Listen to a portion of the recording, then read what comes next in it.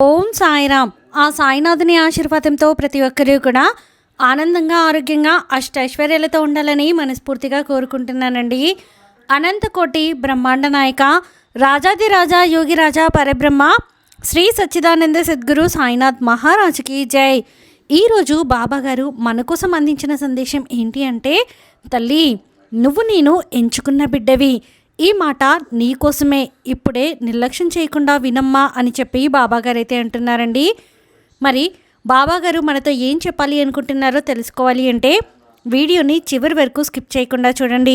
అలాగే మన ఛానల్ని ఫస్ట్ టైం చూస్తున్న వాళ్ళైతే సబ్స్క్రైబ్ చేసుకుని పక్కనే ఉన్న బెల్ ఐకాన్ని క్లిక్ చేయడం అస్సలు మర్చిపోద్దండి. ఓం సాయిరామ్ అని కామెంట్ చేయడం కూడా అస్సలు మర్చిపోకండి. ఇక బాబాగారు అందించిన సందేశం గురించి చూస్తే, తల్లి నీ మనసులో ఎంతగానో నలిపేస్తున్న ఆ బాధ అంతా నేను చూశాను. ఇక ఆ బాధను తొలగించి నీ జీవితం మంచి మార్గంలో నడిపించే ఒక దారి నేను కనుగొన్నాను. తల్లి నీ కన్నీరు తుడిచి నేను ఆనందంగా ఉంచే సమయం ఇది. నువ్వు ఆనందంగా ఉండాల్సిన సమయం కూడా ఇదే. ఈ సందేశం, ఈ క్షణం, ఈ నా మాట నీ ఆత్మతో మాట్లాడుతుంది. నేను నిన్ను కేవలం ఓదార్చడం లేదు, నీ నిజమైన గుర్తింపును గుర్తు చేస్తున్నాను. నువ్వు ఎప్పుడూ కూడా బలహీనంగా లేవని మర్చిపోవద్దు. నువ్వు బలహీనంగా లేవు అనే విషయాన్ని నువ్వు తెలుసుకో. నీ మనసు ఎంత విరిగిపోయి ఉన్నా మళ్ళీ మళ్ళీ జోడించి నీ యొక్క శక్తిని కూడగట్టి నీ యొక్క కోల్పోయిన దగ్గరే నీ యొక్క విజయాన్ని, లక్ష్యాన్ని సాధించుకోవాలి. ఏ బాధలు భరించావో తెలుసు. నీవు ధరించిన ఆ చిరునవ్వు వెనుక ఉన్న సత్యం నాకు తెలుసమ్మా. నిన్ను ఇక్కడి వరకు తీసుకొచ్చాను ఎందుకంటే నేను ఇక్కడ వదిలిపెట్టడానికి కాదు, నీపై వచ్చిన బాధ నిన్ను నాశనం చేయడానికి కాదు, కొత్త రూపం ఇవ్వడానికి వచ్చింది. ఇక నీ గాయాల నుండి అమృతం బయటకు వస్తుంది. నీ కోసం నేను చేసినటువంటి నీ ఊహకు అందని నీ జీవితంలో ఎన్నో మలుపులు ఉన్నాయి తల్లి. వాటన్నిటినీ నువ్వు గమనించాలి, వాటిని నువ్వు ఆహ్వానించాలి. నేను మౌనంగా ఉన్నప్పుడు నీ భవిష్యత్తును రాస్తున్నాను. అంతా అయిపోయింది అనిపించినప్పుడు నేను కొత్త మొదలుకు పునాది పలకబోతున్నాను. నీ జీవితంలో కొత్త అధ్యాయం మొదలవబోతుంది. దానికి సిద్ధం చేయడానికే నీకు ఇప్పుడు తగిలిన గాయాలు అన్నీ కూడా. ఇప్పుడు నీ కన్నీళ్లు తుడుచుకో, తల ఎత్తు. ఇక నీవు నా మార్గంలో నడువు. ఈ సాయి మార్గం నీకు ఎప్పుడూ మంచినే చూపిస్తూ ఉంటుంది. విరగొట్టలేని, అలాగే తుడిచివేయలేని మంచి మార్గం. జీవితం ఒక సులభం అవుతుందనే ఒక ధైర్యం నీలో వస్తుంది. ప్రతి క్షణం నేను నీతో ఉన్నాను కాబట్టే ఇక నీకు ఏదీ నిరూపించాల్సిన అవసరం కూడా లేదు. నీ దుఃఖాలను దాచాల్సిన అవసరం కూడా లేదు. నీ విలువలు నేను ఎప్పటికీ నిర్ణయించాను. నేను ఎప్పుడూ కూడా తప్పు చేయను తల్లి. ఇక నీలో శక్తిపై సందేహం ఉండదు. సందేహమే లేకుండా, నీ భవిష్యత్తుపై సందేహం చేయకుండా నీ అతీత గాయాలను పునరావృతం చేయడం మానేసి కేవలం ఈ బాబాతో నడువు. నీవు కోల్పోయినా అనుకున్న ప్రతి మార్గం నా నక్షత్రంలో ఇంకా అలాగే ఉంది. నీవు అసంపూర్ణంగా వదిలిన ప్రతి కళ నేను కాపాడే ఉంచాను. ఇప్పుడు దాన్ని నువ్వు మళ్ళీ జీవింపచేసే సమయం వచ్చేసింది. భయం నేను పట్టుకోవడానికి ప్రయత్నిస్తుంది కదా, జనాలు నిన్ను తక్కువ చేయడానికి ప్రయత్నిస్తున్నారు. కానీ గుర్తుంచుకో తల్లి, నేను ఎంచుకున్న బిడ్డవు నువ్వు. ఎవరు తిరస్కరించేది, ఎవరు తిరస్కరించినా తిరస్కరించకపోయినా నేను నిన్ను ఎంచుకున్నాను. నువ్వు ఈ సాయి బిడ్డవి. ఒక్క లక్ష్యంతోనే ఈ భూమి మీదకి నేను పంపానమ్మా. నీవు యాదృచ్ఛికంగా లేవు. నీలో ఒక అగ్ని ఉంది. నిన్ను మిగతా అందరికంటే భిన్నంగా చేసేది ఈ బాబానే. కొన్నిసార్లు జనాల తిట్లతో, కొన్నిసార్లు కొంత ఓటమితో, కొన్నిసార్లు నీలోని కోపం అన్నీ కూడా ఇప్పుడు వాటికి స్వస్తి చెప్పేసేయి. ఇప్పుడు నీ సమయం, నీకైన సమయం వచ్చేసింది. నీ శక్తి గుర్తించడానికి. నీ జీవితం కేవలం సంఘర్షణ కాదు, అది ఒక శిక్షణాన్ని గుర్తుంచుకో.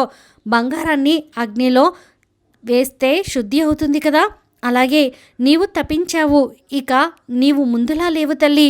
నీ బాధ నీ శక్తిగా మారింది. నీ అతీతం ఇక నీకు వ్యతిరేకంగా కాదు, నీ పక్షంగా సాక్ష్యంగా ఇస్తూ ఉంటుంది. నువ్వు తగిలిన ప్రతి దెబ్బ కూడా, నీకు ప్రతి తిరస్కరణ కూడా నీకు ఒక ప్రేరణగా మారుతుంది. ఎందుకంటే ఇప్పుడు నువ్వు అర్థం చేసుకుంటున్నావు, నిన్ను నాశనం చేయడానికి కాదు, నిన్ను రూపొందించుకోవడానికి వచ్చింది అని. నిన్ను రూపొందించిన వాడు నేనే కదా. ఈ బాబా నిన్ను ఎప్పుడూ కూడా నేను సృష్టించి నేను ఎంచుకున్నాను.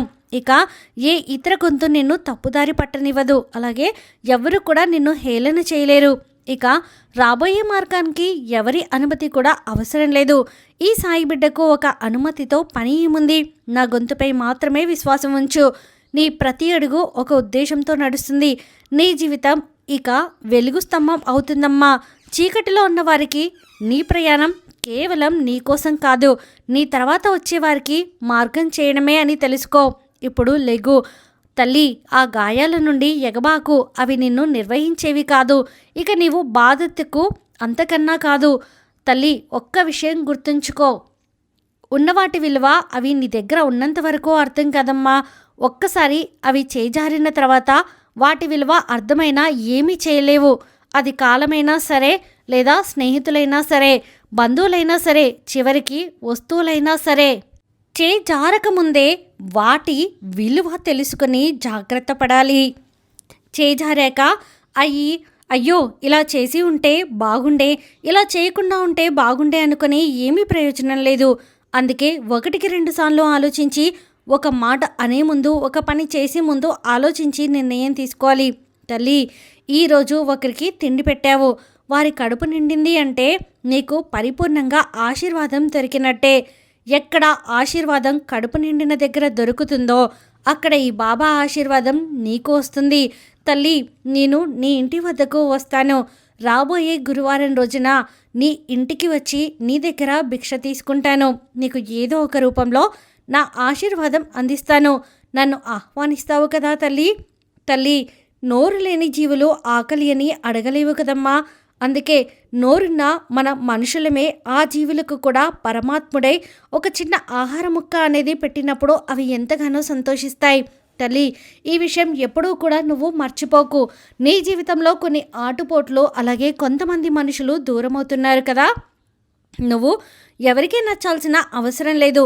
ప్రతి పనికి మాలిన వాళ్ళకి నువ్వు అంటే ఏంటో నిరూపించాల్సిన అవసరం అంతకన్నా లేదు. తల్లి, నువ్వు ఏంటి, నీ పని ఏంటి, నువ్వు చేస్తున్న పనికి న్యాయమా ధర్మమా అనేది నీకు అర్థమైతే చాలు తల్లి. నీకు సహాయం చేసిన వాళ్ళకి నువ్వు ఎంత రుణపడి ఉన్నావు అన్నదే ముఖ్యం. అదే ముఖ్యం. అలాగే నువ్వు చేసిన సహాయం అనేది గుర్తుంచుకోకు. ఇతరులు చేసిన సహాయం మర్చిపోకు. అందరితో కలిసి ఉండు. అందరిలాగా నవ్వుతూ ఉండు.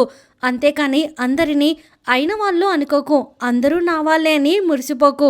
నటనతో కూడిన మనిషి ప్రేమ విషయం కంటే ప్రమాదం తల్లి. ఆ విషయాన్ని నీ వంటికి అసలు అంటించుకోకు.